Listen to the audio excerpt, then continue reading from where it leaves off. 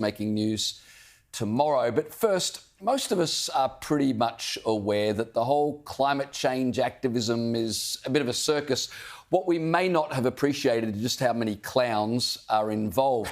A News Limited investigation has found that some of the loudest bedwetters when it comes to rising sea levels have actually been investing in waterfront properties. Prime among them is Allegra's spender, the Teal, who, according to the investigation, owns 3 at-risk waterfront properties in New South Wales. Tony Burke, the government minister, owns 2 in Tasmania.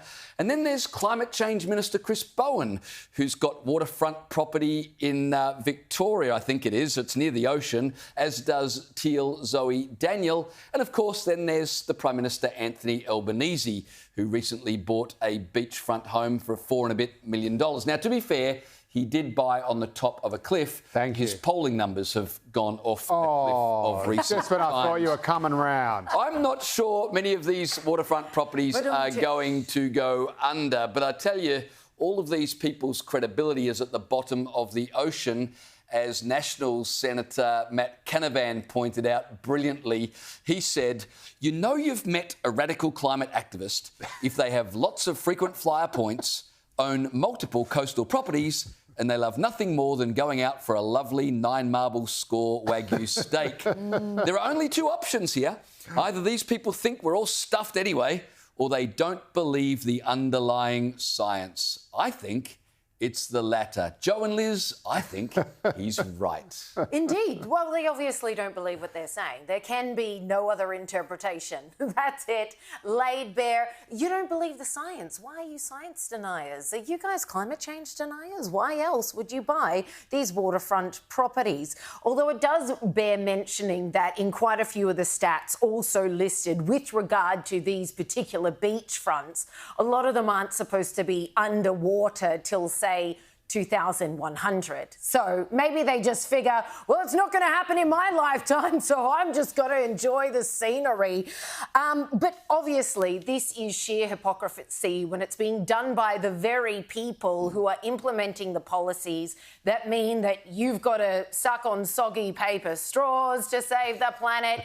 You should be paying some sort of carbon offset if you're flying. Please do buy a car that doesn't require petrol, because that's supposed to help, even though we've explained to you ad nauseum how it's actually not better for the environment, etc., and so on. Please pay 10 times more on your energy bill. The list goes on. So the irony is that if this was just an everyday climate activist who said that they were passionate about the cause, but that wasn't reflected in their everyday life, that's one thing. Yeah. These are the people who make the rules, who are paying out on these fossil fuel companies and everything, coal, gas, everything, oil is now evil. And we are seeing this massive transfer of wealth. Whenever you see a transfer of wealth this massive, it is time to ask serious questions, because it's never good. You only see it during wartime, you only see it during a pandemic, and you definitely see it when we are talking about upending the energy source for the entire Western world. You've missed another possibility, though. There's a third possibility, which is maybe these guys really do believe the science and they're desperately trying to shore up the value of their real estate assets. Maybe it's just complete and utter self-interest. Maybe these guys are the ultimate neoliberals. It's just, yes, pure profit. My property is being threatened. My potential return on investment is being threatened. Therefore, I must become a climate activist. They're trying to get emissions down to save their houses. That's right. They're trying to get the entire world to lower its emissions so that their absolute beachfront property doesn't lose a couple of hundred G's in value. I'm not sure that's much better, Joe. No, but it's a third possibility. Policies that affect millions of people. And again, if they